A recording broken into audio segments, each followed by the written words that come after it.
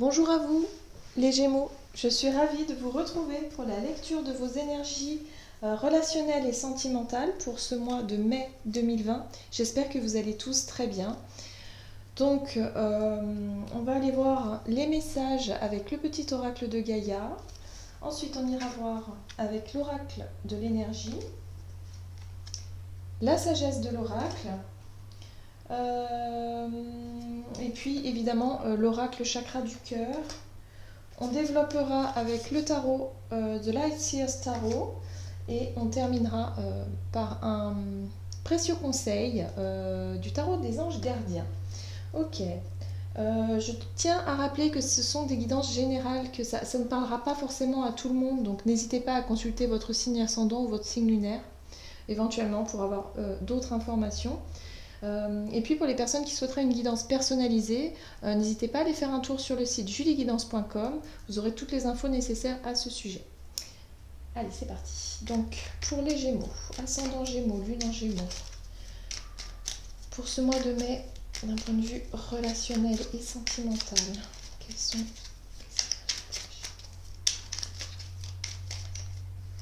Hop là. Alors, on vous invite pour ce mois de mai à faire le deuil. Coupe les liens qui te retiennent dans le passé. Ta vie est dans l'ici et maintenant. Bon, ben voilà, c'est un message quand même un peu plus clair. On vous invite vraiment à passer à autre chose. Alors, soit énergétiquement, vous êtes encore dans des énergies du passé, à tendance à ressasser les choses, et du coup, vous avez du mal à aller de l'avant et à vous ouvrir à une éventuelle nouvelle relation ou une nouvelle rencontre ou quelque chose qui pourrait déjà se projeter dans quelque chose de beaucoup plus encourageant, hein, de beaucoup plus sympa au niveau du relationnel, beaucoup plus d'ouverture. Voilà, là on vous invite vraiment à tourner une page. Hein. Alors, on va voir maintenant. Oracle chakra du cœur. Hop. Ici, on vient vous dire que, avec la carte blocage mémoire karmique, on vient vous dire que c'est un gros travail. C'est quelque chose qui a pris énormément de place ou qui prend de la place, qui prend du temps aussi. C'est vraiment un gros boulot. Soit ce sont des...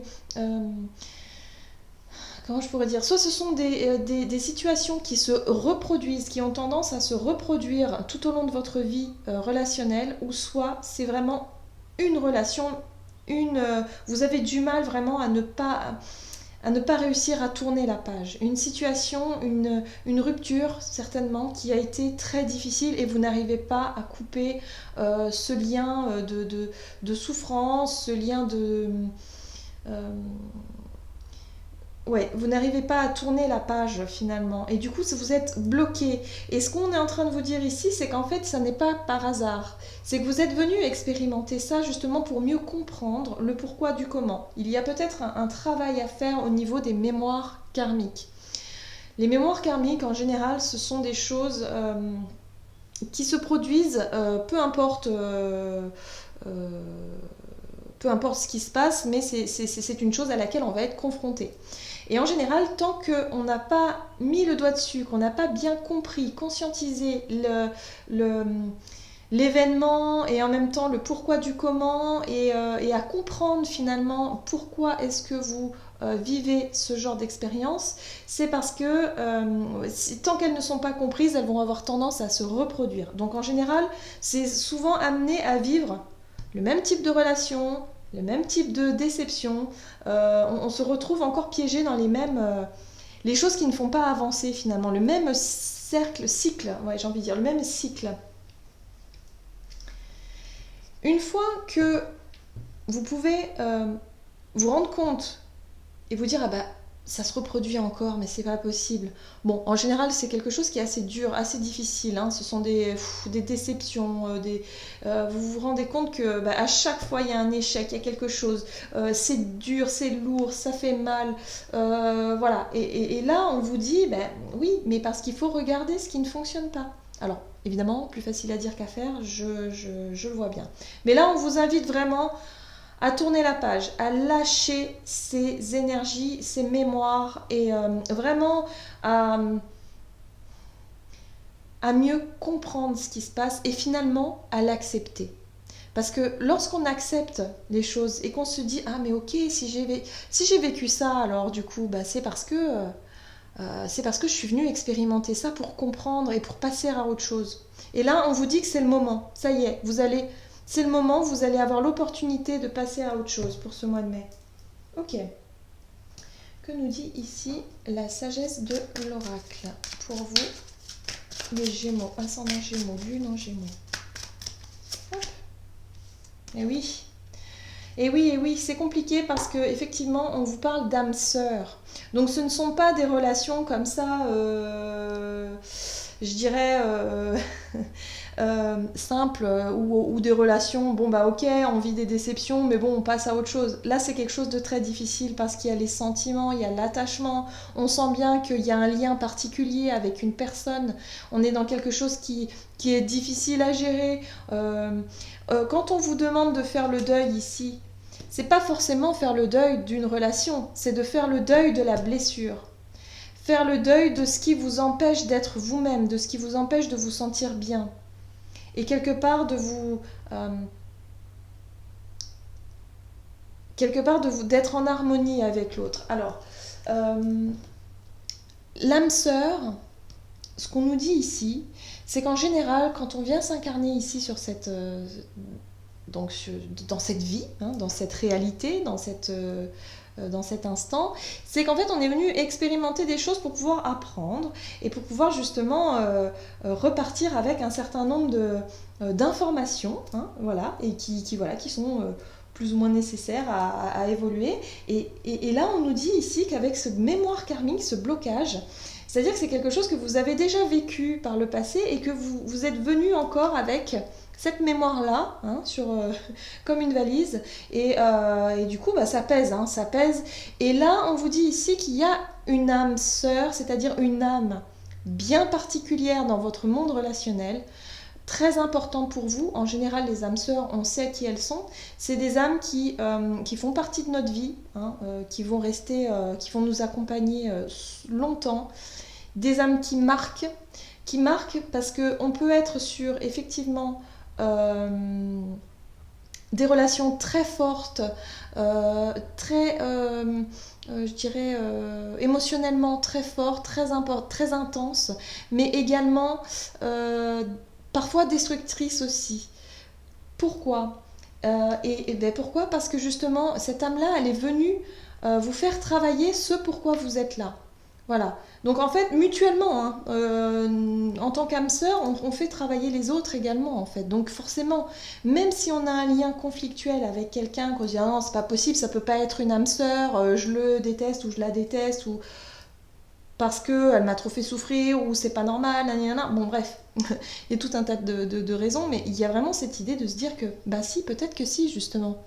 Cette personne-là, elle est venue vous faire apprendre des choses. Et à partir d'un moment où vous commencez à vous poser, à peut-être prendre de la distance avec vos émotions, avec vos blessures, avec le fait de sortir un peu de ces énergies difficiles, à prendre du recul sur la situation et regarder les choses sous un autre angle, vous allez vous apercevoir que si cette personne, elle vous aurait pas fait vivre des choses difficiles, peut-être qu'aujourd'hui vous n'en serez pas là où vous en êtes et vous n'aurez peut-être pas cette maturité émotionnelle, cette maturité au niveau de votre comment dire, développement personnel quelque part. Voilà, il y a une raison à tout en fait. Voilà, c'est ce que j'essaie de dire au travers de ces énergies-là, parce que voilà, il y a une très très grosse réflexion pour vous pour ce mois de mai, je pense, en rapport avec une relation vraiment très dure, très difficile, très intense. Voilà, ça peut être intense dans tout un tas de choses, et on va parler de blocage karmique parce que vous avez une mémoire qui doit être et qui demande à être libérée. Et votre âme sœur, elle appuie sur le bouton qui fait pas toujours du bien et qui vous dit là peut-être qu'il serait temps que tu comprennes et que tu te libères de ça pour que les choses puissent évoluer dans le bon sens. Voilà. Donc je sais pas si ça vous parle, mais on va essayer de voir un petit peu plus en détail avec le tarot. Ok. Pour ce début de mois de mai, pour les Gémeaux, ascendant Gémeaux, Lune en Gémeaux, en entrant dans ce mois de mai, quelles sont les énergies en entrant dans ce mois de mai, d'un point de vue relationnel et sentimental pour les Gémeaux? Alors, ouais. La 5 de bâton, tout de suite, moi, ce qu'elle vient me dire ici, c'est qu'il y a une espèce de... Alors, c'est pas le conflit, je dirais plutôt c'est la bataille. C'est comme un rapport de force. C'est comme si vous deviez prouver quelque chose. Ou que vous-même, vous vouliez prouver quelque chose. Il y a comme ça une énergie de concurrence, de vouloir prouver quelque chose, ou d'y être forcé, ou d'y être obligé. Ok. Donc votre état d'esprit en rentrant dans ce mois-là, c'est... ouais. Donc il y a une forme également de lâcher prise, mais le fou, il peut être aussi interprété... Ouais, d'accord. Ok. Alors, comment dire? Ce que moi je ressens et ce que je perçois au travers de ces trois cartes-là, c'est qu'il y a un rapport de force qui s'est installé entre vous et une relation. Alors que ce soit vraiment votre conjoint, conjointe ou une personne de cœur, vraiment dans votre entourage proche, quelqu'un avec qui vous avez un lien particulier, où il y a souvent quelque chose, un rapport de force, une espèce de concurrence comme ça, à vouloir prouver des choses. Il y a quelque chose, j'ai l'impression pour vous, il y a quelque chose d'assez immature dans votre façon de gérer la situation. Parce que le fou, c'est une énergie quand même quelque part d'être un petit peu comme un enfant, vous voyez? Comme une enfant.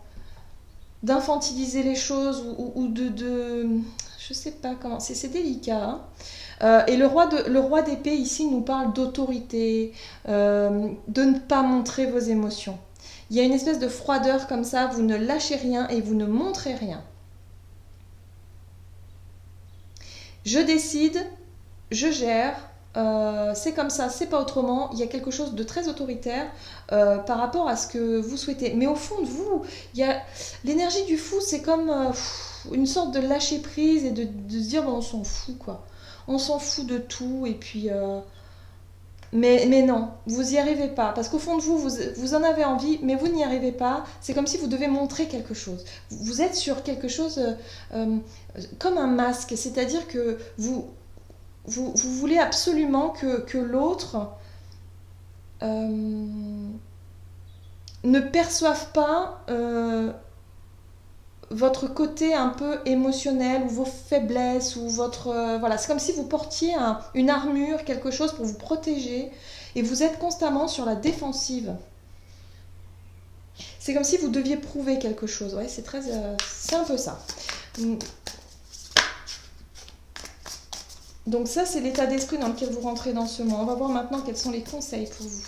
Qu'est-ce qu'on vous conseille pour ce mois de mai au niveau relationnel et sentimental? La 9 de bâton. La 9 des bâtons, c'est une énergie de protection. La 10 de pentacle. La 10 de pentacle, c'est vraiment ce qu'on a réussi à construire. C'est une énergie qui sécurise de famille, de tradition, je dirais de quelque chose de solide également, et de très sécurisant et de rassurant. Donc on parle de protection ici, c'est comme si vous alliez avoir besoin de vous sentir protégé, de vous sentir stable émotionnellement et même dans votre vie, dans votre entourage, hein, dans votre vie relationnelle, vous avez vraiment besoin de vous sentir rassuré et avoir suffisamment peut-être confiance en vous, parce que là c'est comme si vous deviez montrer une fausse image de vous.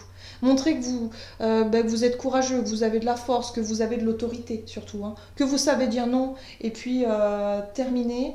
Il y a une espèce de rapport de force qui n'est pas forcément bon. Ok. Ah, c'est intéressant. Vous avez également la carte de pentacle en conseil. La carte de pentacle en conseil, c'est le fait d'être un petit peu sur... On peut parler de sécurité, on peut parler de prévoyance au niveau matériel, mais moi j'ai plutôt l'impression que vous êtes sur la retenue. Voilà, c'est une forme de retenue ou de pudeur, voilà, peut-être de la pudeur. On vous dit ici que de toute façon, on ne demande pas à ce que vous, du jour au lendemain, à ce que vous lâchez tout et puis vous exprimez tout ce que vous ressentez du matin au soir. Non, on vous dit qu'il faut quand même garder un petit jardin secret, il faut quand même garder des choses pour soi, évidemment. Mais il ne faut pas oublier quand même de ne pas trop se renfermer, de ne pas être trop froid ou froide par rapport à votre partenaire ou par rapport à une relation particulière que vous menez. Parce que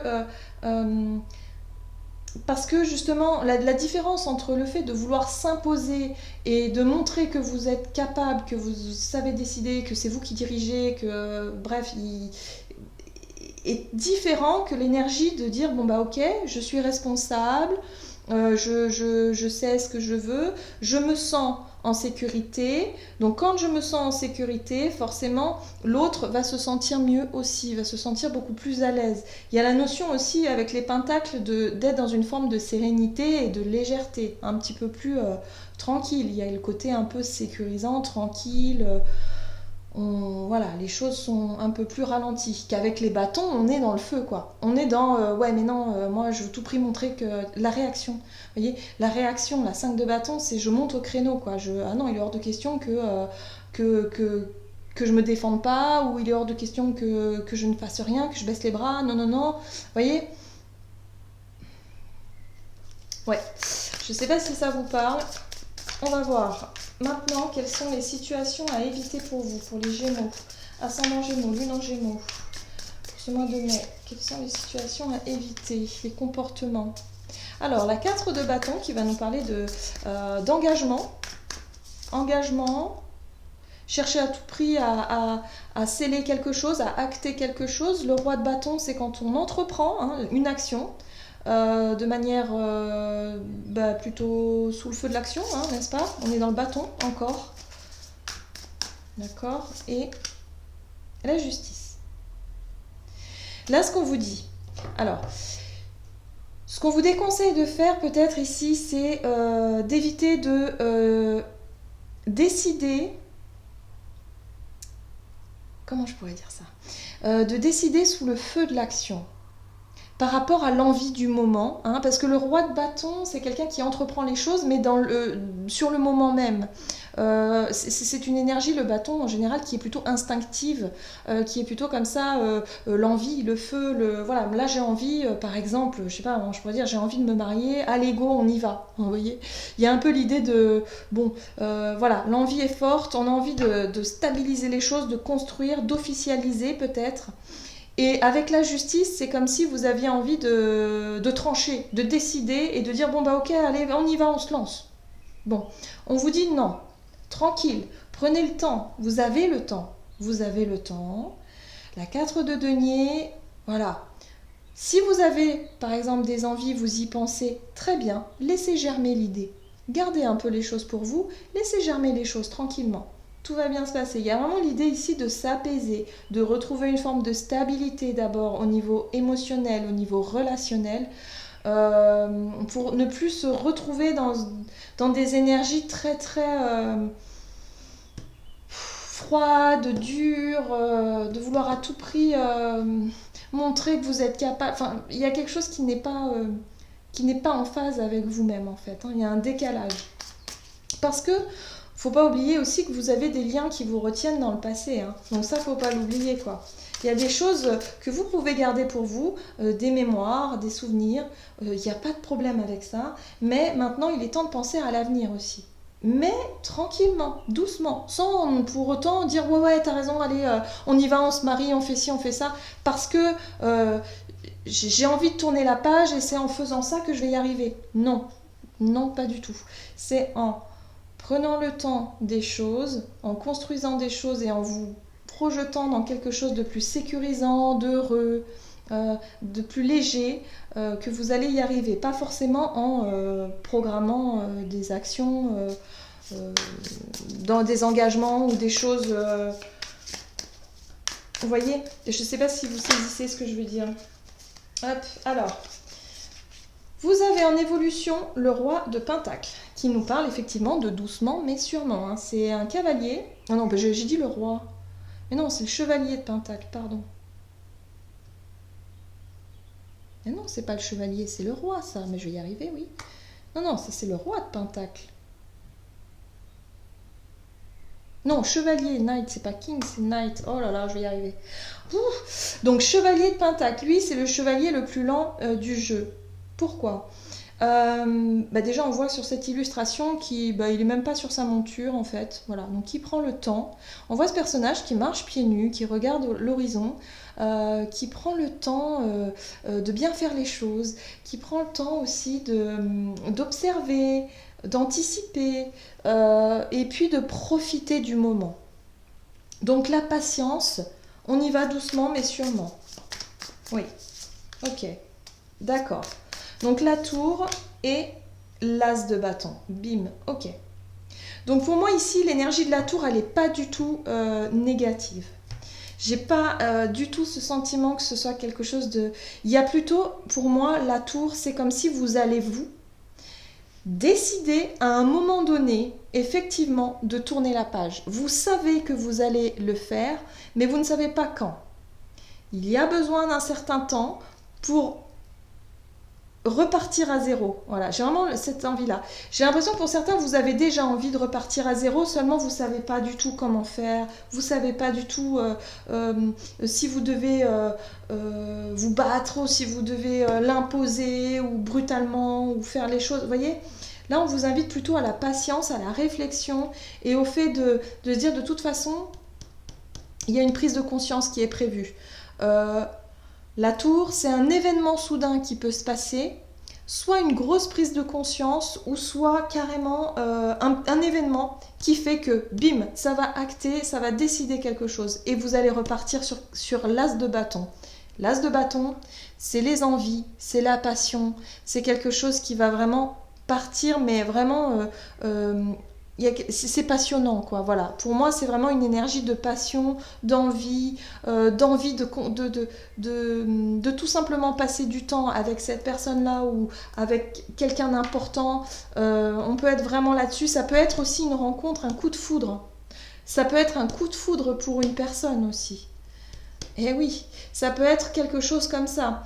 Mais quelque chose, vous savez au fond de vous que vous avez du chemin, vous avez la notion de temps. Mais ouais. Mais moi j'ai l'impression quand même que peut-être pour la fin du mois ou le mois de juin, quelque chose qui est assez proche parce que la foudre et l'as de bâton pour moi c'est quelque chose qui est quand même qui va arriver quoi. Voilà, si on vous le notifie maintenant, c'est que c'est quelque chose qui va arriver. Et pour moi c'est soudain. Alors on peut être vraiment sur vraiment un coup de foudre ou une rencontre comme ça inattendu et quelque chose de très passionnant hein, avec l'as de bâton. On est sur la passion, sur l'attirance, sur quelque chose de fort, de très fort. Bien, on va voir un peu quels sont les conseils pour vous. Enfin les conseils, le petit message des anges. Gardien pour les Gémeaux, ascendant Gémeaux, lune en Gémeaux, pour le mois de mai.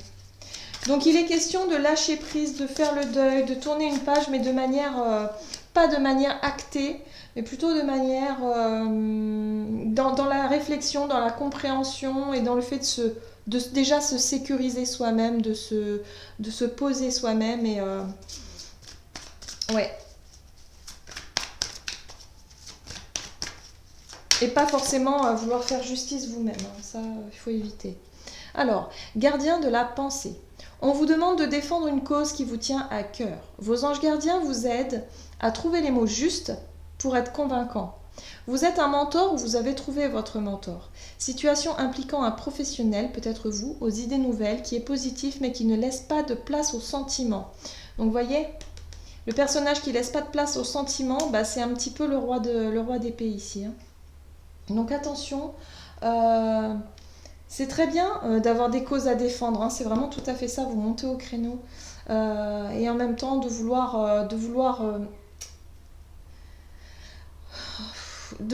un petit peu passer à autre chose ou faire table rase. Enfin, le fou, c'est c'est le moment zéro, quoi. Reprendre à zéro, recommencer à zéro, ou quelque chose, c'est la page blanche aussi. Voilà, c'est le moment de... J'ai pas encore commencé, mais voilà, il y a des envies comme ça. Et là, on vous dit que oui, c'est très bien de défendre les... Il faut mener à bien ce que l'on souhaite. Maintenant, attention à la manière de le faire. Voilà. Ne le faites pas trop avec l'énergie du roi d'épée qui lui peut être très tranchant et puis il laisse pas de place à la discussion ni à rien. Attention avec la justice et le roi de bâton également qui lui il acte les choses parce qu'il a besoin justement de se sentir rassuré par l'autre alors que finalement vous avez besoin de vous rassurer par vous-même. Ici, vous avez besoin de vous sentir rassuré par vous-même, par ce quoi vous avez réussi à construire la famille, le foyer, la maison, tout ça. Il y a vraiment cette idée de se sentir beaucoup mieux, d'être plus ancré, de prendre le temps également de faire les choses, de réfléchir et de vous laisser quelque part de vous laisser mince, comment je pourrais dire ça, de vous laisser la chance peut-être d'expérimenter une belle rencontre ou quelque chose un événement soudain qui va vous faire sentir revivre une flamme passionnelle. Voilà, c'est tout à fait ce que je ressens ici. Faire revivre quelque chose. Que ce soit avec la personne qui vous a fait travailler, qui vous a fait un petit peu voilà, travailler et tout ça, ou alors avec une nouvelle personne qui peut arriver également. Voilà, il y a une flamme, il y a quelque chose de passionné, passionnant. Normalement, vous ne devriez pas passer à côté. Voilà, j'en ai terminé avec votre guidance. J'espère que celle-ci vous aura plu et vous aura parlé. N'hésitez pas à commenter, liker la vidéo si c'est le cas. Je vous souhaite de passer un excellent mois de mai. Et puis moi, je vous dis à tout bientôt.